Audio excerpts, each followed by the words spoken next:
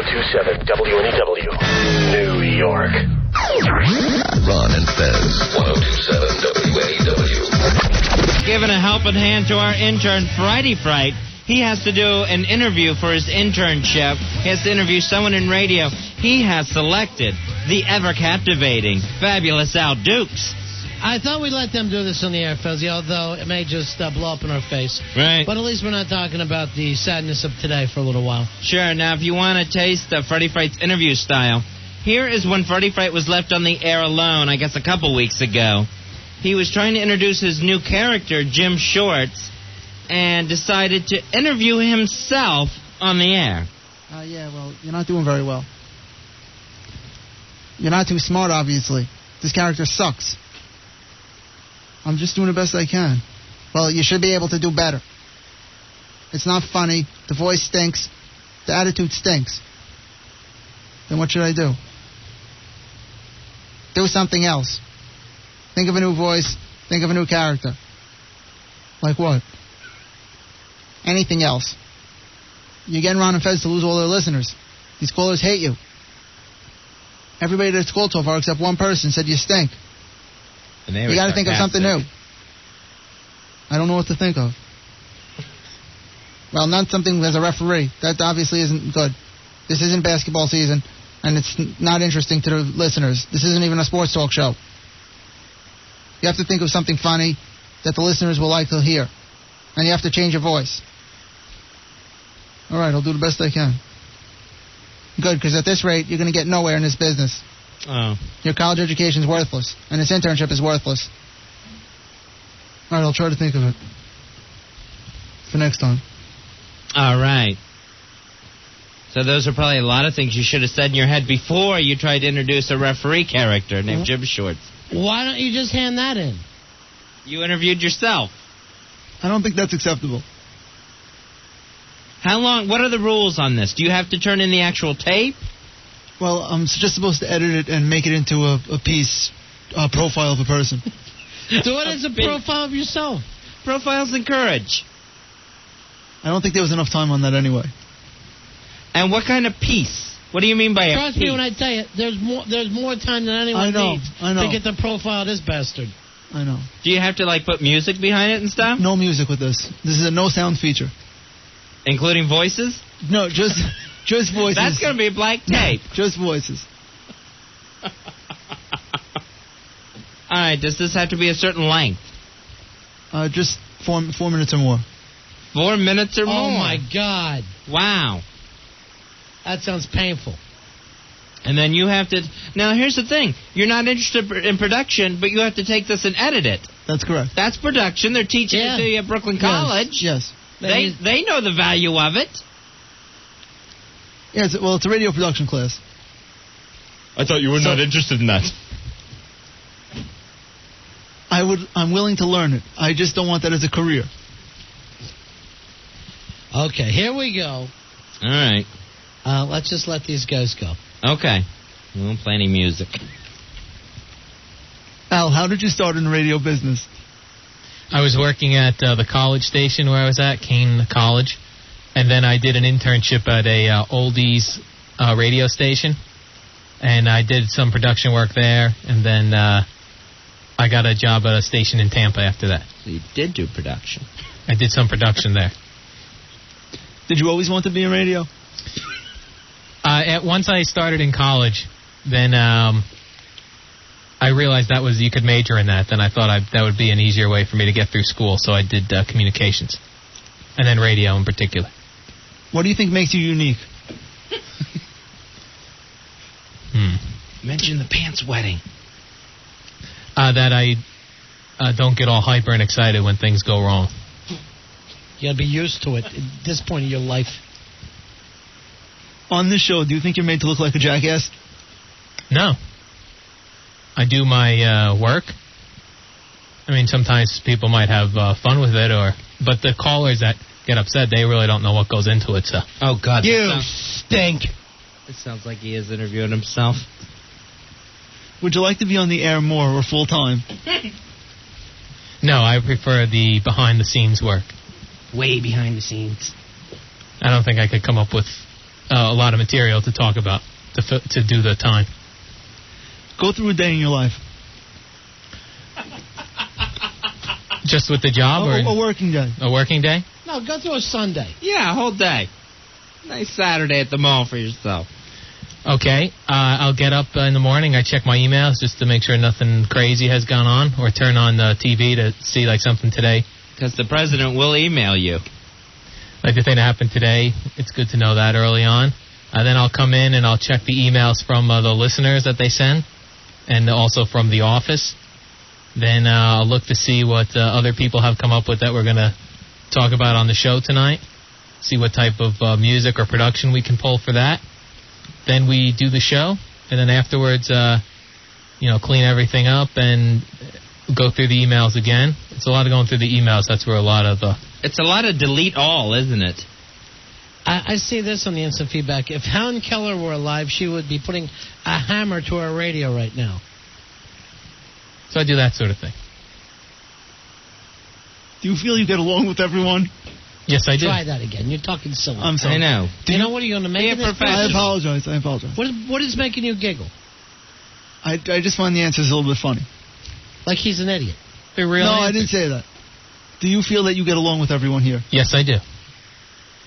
Okay. Do you have problems getting people to hear or see your things your way? No. You don't have trouble getting people to hear and see things your way? No. How about feel things your way? I think I do a pretty good job of that.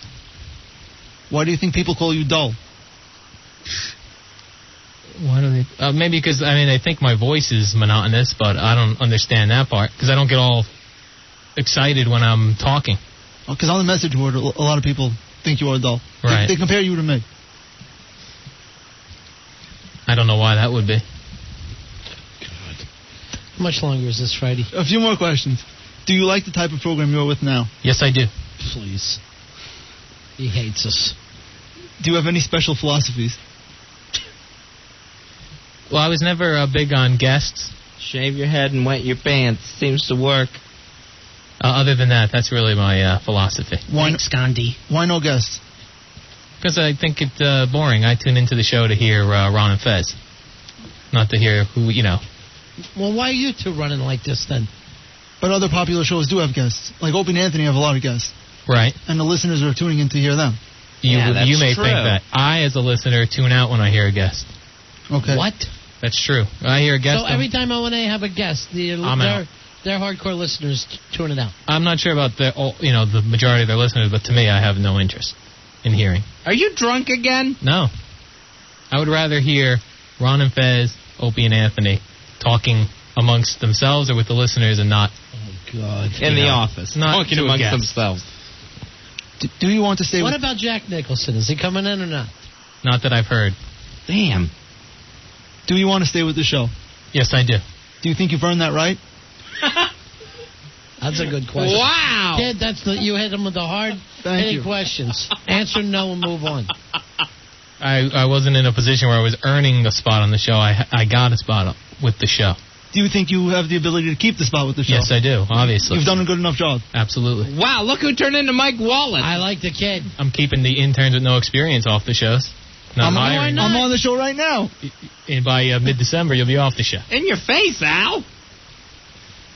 What are your weaknesses? His upper body. And bladder. He's weak in the pants. I try to avoid any conflict. That's my weakness. And women. Not women, though. And job duties. And not job duties. And don't forget the 5 pumps. How can you be a producer and avoid conflict? That's the part I'm trying to still figure out. I don't like conflict. That's a weakness, though. Well, this interview is just right in your face, Al. You better do something about this one.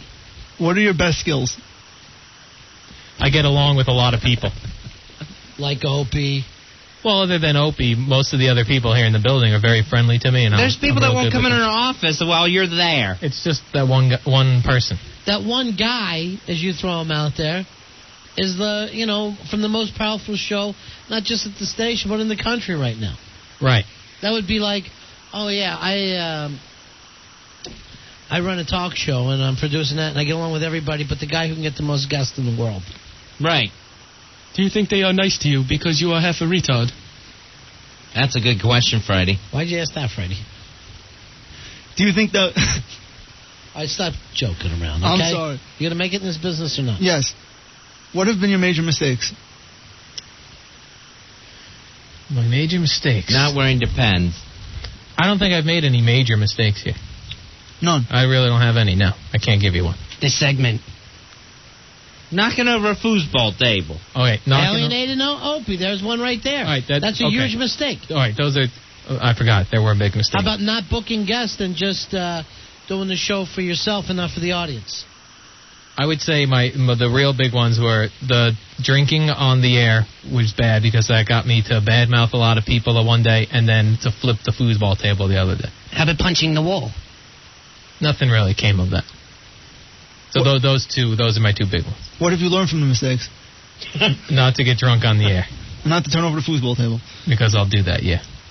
How did you feel about kissing gay Randy at work? Whoa. I felt that was a big setup. And I wouldn't think the people I work with would do that to me, but you all watched. So you're all guilty. And laughed and pointed. And all, yes. We weren't guilty. You were into it. I was not into it. Any guy who's drunk gets blindfolded and starts making out. In the 1800s, that bit was done. Why would anyone who wasn't sure about who they were kissing stick out their tongue? Because I was blacked out at the time. Oh, you're such a liar. Yeah. And here's the thing. I remember for a fact you had an opportunity to kiss a girl that night and wasn't. I don't remember. I was blacked out. You're blacked out. Did you have a job before this one? Yes, I did. Hey, did you notice this, though? The kissing Randy thing was never a mistake for him. That's true. Yeah. That's a career highlight. That was a mistake also. Those three. Why did you leave your previous job? The show and the people that owned the show parted ways. The show got canned. It was not renewed. You drove a one-time successful show into the sand. Nationally syndicated and on television. Yes. Into the sand. So that's what happened there. It was just, I guess, a clash between It was the weight, wasn't it? the talent and the company. You paint some picture, Van Gogh. You don't consider that a major mistake either? No, I didn't get the show canceled because of me. I thought you drove it into the sand. I did not. Ooh. What do you see for your future? Al, I can't believe you haven't walked out on this interview. My future, I would like to be in management someday. But still avoid conflict. Yes. Yeah, because the bosses never deal with conflict. No, they do. I would try to avoid it. Maybe you should try managing a pet zoo. If you avoid conflict, the only place you're going to manage is WKRP. Andy Travers. No, he's going to be the boss, Andy Travers' boss, hiding and playing with his toy airplane. So how much longer do you want to be a producer of the show? A couple years. Tick. 5 years. Tick. No way. 5 more years, and that will give me a good experience. Okay, thank you. Thank you. Now, what are you going to do with this tape? Other than, I'll tell you, a couple times you had him on the ropes. Yeah, and you didn't put him away. Yeah, you didn't put him away.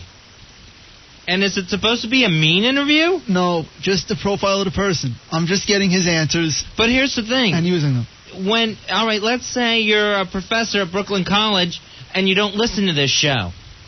You're not going to know about the whole gay Randy thing, and you just throw that question out there in the middle of it, like it's common knowledge. I will be part of what's heard on tape, so I could address that prior to him answering it. And What?